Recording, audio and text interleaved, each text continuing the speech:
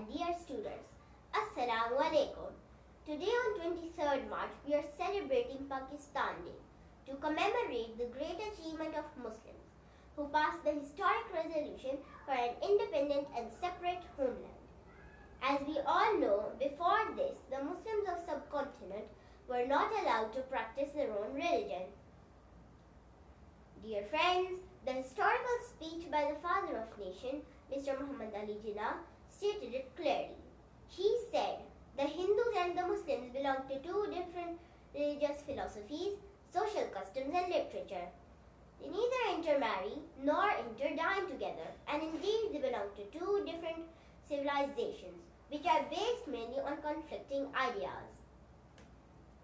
Such a far-reaching speech by Mr. Jinnah paved the way for the demand of a separate and independent homeland for the exploited Muslims of India.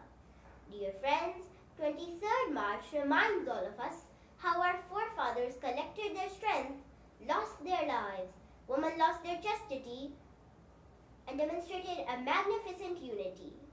As a result, the green and white flag flapped on the blue horizon.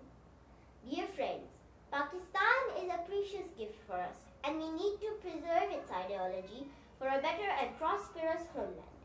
Long live Pakistan! Thank you.